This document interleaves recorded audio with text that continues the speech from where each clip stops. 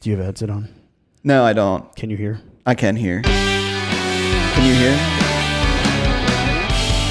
It's a little too much today.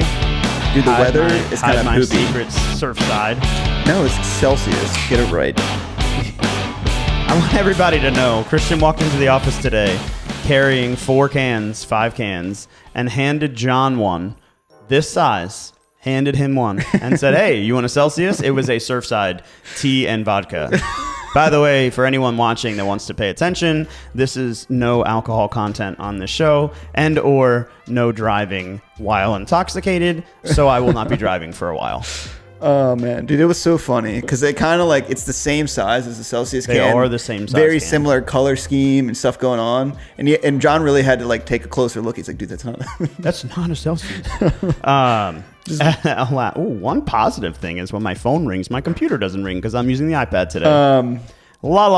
Anyway, so if you guys didn't know, we just had the mayor's parade. Yeah, how was it? First of all, a lot of fun. Really? Huge shout out to Tyler Jackson, new agent on our team. If you guys didn't watch that podcast, you should go back and watch it. But Tyler was like, guys, we should really set up a thing and put out some hot chocolate and, sponsor the event. And, we didn't sponsor necessarily, but we are right here on Leold Avenue, the Falls Road corridor here. Leold? Ye old time avenue. Falls Road was the main drag for the parade down from Poly High School down to 36th Street. And then it took 36th Street down the actual avenue of Hamden. But we were shocked. First of all, we started out from 1 to 4 like the parade said that it did. And it was probably like 1:25 or 1:30 before we even saw the beginning of the parade. Well, it was like a 3-hour parade. It was the longest parade I've ever seen. Which I'm thinking 3 hours, and it goes to the end of Falls Road, takes a left on the avenue, and I think it takes one more left. Maybe it. No, I think it ends at the Charmery. Where's the Charmery? At the end of the avenue. Yeah, but I looked at the map, and it looked like it made one more left. Maybe. But that's like 3 hours. I was expecting like the parade to begin going by us at like 1:15 and probably like finishing at 3. It's a long way to the end of the avenue. Yeah, no, I mean. So in my head, I was thinking it would finish around 3 and then kind of like tail end. The avenue. Did you have a favorite float or anything, or like act? For sure, I was caught the most off guard by the candy cane that floated. They had like a legit float, like a Macy's Day Parade kind of like float with 20 or 30 people holding on to it. It was a candy cane. Yeah, it was as tall as these buildings. I was shocked. Really? Yeah, that was really cool. Oh my God. One of the coolest things for me was just sort of experiencing the community, because I feel like here on the main road we get some sketch community members coming by the office from time to time. Yeah. But I mean, we had families with little kids. There was a lot of dogs walking around. Dude, even some of the kids that I see, like, that live in the neighborhood, had a smile on their face. They were giving out candy or either receiving candy from someone in the parade. Very wholesome. It was cool. Your wedding planner was there. Oh yeah, I think I saw her that on her Instagram. world. Yeah, yeah. She doesn't text us when she's coming. Make sure we don't post Kate Shinsky in this podcast here, right? Because she didn't text us when she was coming to Hamden, but I will accept. Yeah, but it seemed like so many people came out for it. It was a much bigger event than I thought. And way bigger. And then Patterson Park had like a lighting of the pagoda. Yeah, which seemed pretty neat. I don't know if that was something big. that caught me off guard, and I don't know, maybe like I just grew up into like dad mode in 1 minute. Shout out to Ryan Curley, but the biggest influence. I feel like over the last 2 weeks there was a lighting in Patterson Park. There was a lighting in Towson Circle. I said lighting, people, not shooting, right? So like, let's just compare and contrast. Oh my God. But I'm like caught off guard. I'm like, I was not expecting a Christmas lighting and a festival in the Circle in Towson. There's one in Hunt Valley. Yeah. Wow. Leave it to one of the agents that we work with that doesn't invite me to anything. She was there and I was like, oh, excuse me. And that's like 5 minutes from my house. But also, you've got the trains at Kenilworth. You've got so much stuff going on right now. The monument lighting that lighting that didn't happen apparently. Well, because it was very windy. We haven't had rain in a very long time, and they were going to shoot fireworks off at it, but there was a whole bunch of fires around the city that were massive. So all the fire departments had to leave where the monument was to go put out these other fires. Then they didn't shoot the fireworks off. If you haven't seen it yet, on the other side of Hamden, there was a really awful, awful, awful fire. Shout to the families that have been going through this challenge, but firefighters were there. Firefighters were the other end of Hamden. Ones, or was that there was yeah, one like they were a couple both months this back? weekend. Okay, that one was a couple months back, and then it lit up again. Lit up again. All that I one know took is out what I know. 3 houses. Yeah, it was awful. I know they are rebuilding those already, very quick. Well, that was like the next time we have Jeff Bisker on, I wanted to ask him about how that like fire rebuilding and stuff works, because there's a house in Owings Mills that is a giant colonial home, would probably be 500,000, 2-car garage, and just traumatic fire going through, and it's still like standing, but like so now Christian roof, wants to be back. that guy that's going to try and buy this property. No, I would never. I'm like, let's get a Miley Cyrus on a wrecking ball and send it straight through. Miley Cyrus. All right. All right, I'm about it. I also got some feedback from someone who has not watched our podcast from the parade. They said, who wants to watch a real estate podcast? To which I thought, not even I do. So, well, yeah, we watch Tom Ferry's podcast all the time. That's true, but we're in real estate. We are in real estate. If you don't already know, Liv puts together an amazing content piece every week. It's on our website under frankoliverco.com. Under additional resources, you could find the blog. And the blog talks about how to make the most of your December 2024 move, right? Some of the things that are on here are really, really content driven, but it's just interesting. There's a lot of things going on. Can you play the video so we can kind of get started off on that front foot? For sure. What video are we watching? I don't know, some dude with a horse. Good morning. Want to give you a market update on this beautiful December day. Seasonally, transactions fall off, and they definitely have this year. What's interesting is the number of new listings coming on the market catches people's eye. Is down, which is also normal. But the number of buyers going under contract is outpacing the number of new listings by about 20%. Can I borrow, Graham? And the number of homes going off the market is outpacing both of those numbers.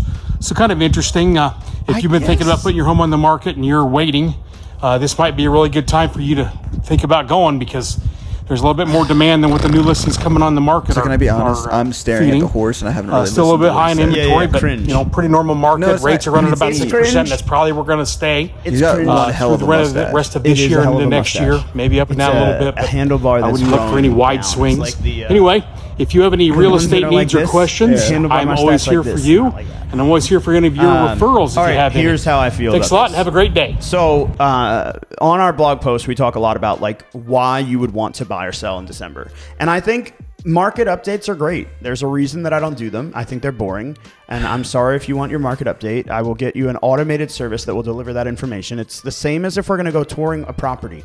People walk in the door and they go, "Is this house central air?" And I go, "I don't know. I'm not an encyclopedia of your house. I'm an educational resource of your house, right?" But this guy just delivering market updates, I didn't even pay attention to him. And quite frankly, I think that he's talking about lagging indicators, which don't bring any value to me. Well, I'd have to rewatch it back, but don't know if we want to do that. I had some actually interesting notes. Here we go. In my market update for Baltimore.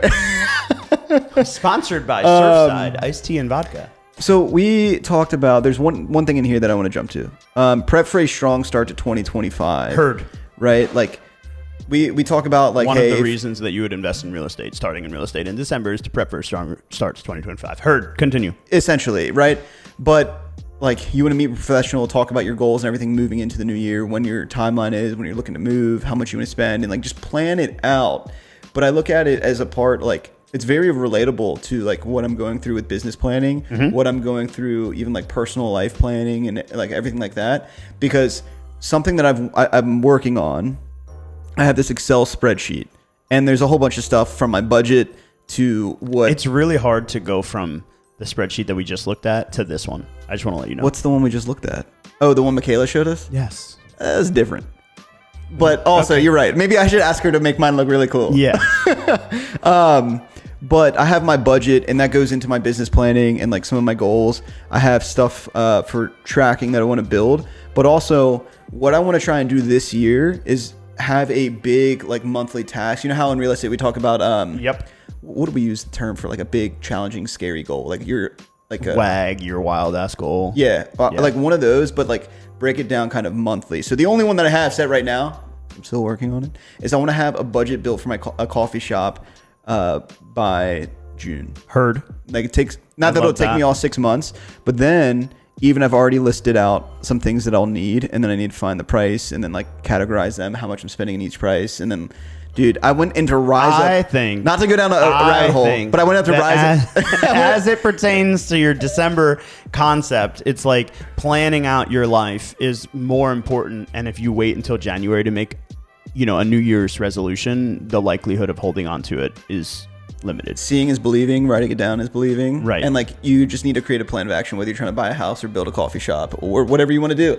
And I find it very, very powerful and something that a lot of people overlook, because if you had come to me 5 years ago and said, Christian, plan out your next year and like write down what you want to do, I'm like, what the get out of here. Yeah. I think one of the things that people look towards, of winter time market, specific as it pertains to real estate, is that they look for solution, right? Like they're looking for a solution to a problem. I need to buy a house. I'm looking for something. I have to sell my home. We're looking to move. We have to go. It's like a solution oriented market. And I think if we shift the dynamic to the opportunity, right? You've got opportunity that is holding and beholding in the tax benefits, in the planning stages of your process. Like if your lease expires in the end of March and you begin planning in December, it gives you a whole extra month to really dial in why, as compared to dialing in need. I have a question. Yes. People always say tax benefits to buying a house. Yep. And like, there's a little section in our blog that talks about it. What, like, can you explain what the tax advantages are for end of year transactions, or like what, like if I go buy a house today, is there a difference in my tax benefits if I bought one in February, or is it all the same? And then what would be an example of that? I think if you're planning on taking advantage of tax liability, it's sooner rather than later. It's not today versus February. I don't speak CPA very well. What I know is that mortgage interest deduction, out-of-pocket expenses towards home ownership purchase, some of these things can defray against your taxable liability in the year in which you purchase, but also your mortgage interest deduction is good for the life of the loan. What do you mean by that? Mortgage interest deduction? We need to get a CPA on here because I'm not trying to be... I don't know enough about it, and I don't like being the person that spreads bad content. I like being an expert at what I talk about, and I don't have the knowledge to really. All right, anybody that is a CPA out there. Yeah, CPA Sean, hop on down here to Baltimore and hop on the podcast. But basically, what you pay in mortgage interest, you can deduct from your expenses. Really? I believe so. I don't understand it. Neither do I, because that doesn't even really make sense. I don't know. Why is it? At the end of the year, you get a statement from your mortgage company. I can tell you that. And question, is it just for houses, or like do people do that for cars? I don't think. I don't know. All right. Well, you have tax benefits, people. I mean, the strongest tax advantage to the year end is something that people don't talk about. What would that be? When you're a seller looking to sell a property, and let's say the market value of your property is, $275 to $305 or $300 to $325, right? The market value is what the market value is. But perhaps if it was ideal for an investor, for a rental property, for a flip, or for something long term, it would hold a higher value, because that investor that's sitting on $100,000, $300,000, $500,000 in cash might have to use it or pay capital gains on it. Think about that. If you're taking money from one property and you sell it, you now owe capital gains. But if you reinvest it, you've now reinvested your money. And there's ways to do this, right? Like the 1031 exchange is the most common way, but there's other portfolio exchanges that can be a value asset. And so for that person that's thinking about selling, where they think that they could find a greater market in April, they might honestly find a better market in December. And it's not a like, oh yes, you will. It's an opportunity. Now, question, I think we might have mentioned it on a previous podcast, but do you think like the end of year has hit harder this year than any other year? It's interesting that guy's reel talks about how many buyers have gone under contract in December versus how many listings have come on the market. And what he said was the buyers under contract is outpacing the listings that are coming to the market. Is that different than any other year? I bet it's probably not. Because if you think about it like a rolling wave, right? Listings come into the market in April and May and June, right? Like people time the market on the listing side. But there's buyers that are looking to buy. They're still looking to make this time their transition. And if they're looking to move by January, maybe they're jumping on the ball in November. Yeah. They've been in the market since September. They're just catching up. So it's kind of like two wavelengths going against each other. Mm-hmm. Do I think it's an indicator that more buyers have gone under contract, more listings have gone under contract than there are new listings coming to the market? No. What is your personal experience with your buyers and sellers as of, what is today, December 9th? I think that we have... In the last 30 days, we'll call, or even, 2 weeks. I think that we have people that are highly motivated to make a transaction happen, and that's why they're still looking. Okay, what do you mean highly motivated? Leases expiring, desire. Okay. They put their wheels in motion 6 and 12 months ago. Okay. Right? Like Ron McClinton, for example. He's still in the market. He's still circling. Is he highly motivated yet? No, probably not. Right. But I'm priming him up to take advantage of the next Live Baltimore Trolley Tour in February, and that will make him a highly motivated buyer again. What about people that are actively shopping right now? I think they're highly motivated. Would you say there's a difference between the people that are actively shopping now and the people that were actively shopping, let's say spring, summer, or let's say September or October even? I feel like that's a challenging question because you're talking about market as well. If you took market away from it and you just said people in December versus people in April versus people that were shopping in December versus people that were shopping in April, the market plays into that. Well, I think that's an important distinction to make is that yeah, people are motivated. I would say people are motivated all year round at some totally agree. At some level, but also the market versus the spring, summer. I think this past April, the market played a degree in the motivation of the buyers.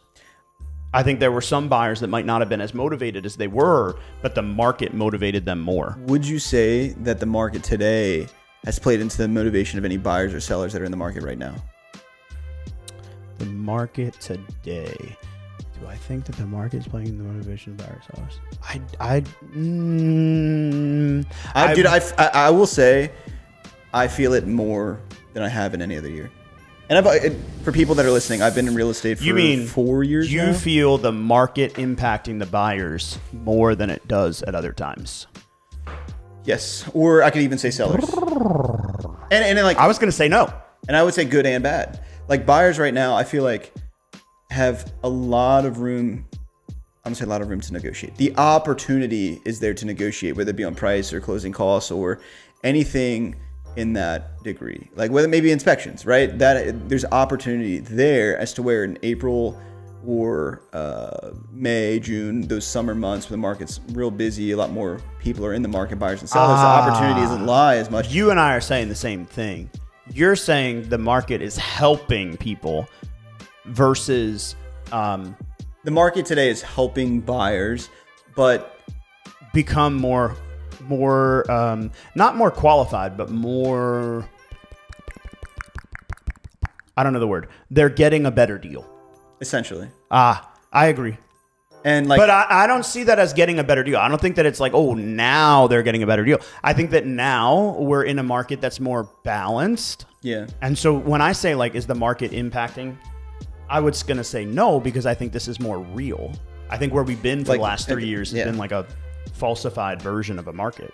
I would agree. It's also crazy to see how things have changed from 3 years ago to 2 years ago and present day.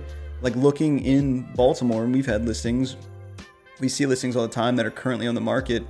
They're kind of sitting, and not just in Baltimore or Baltimore City, but Baltimore County, even I don't want to say all throughout Maryland, but there are properties that sit. And don't get me wrong, there's still properties that fly off the shelves.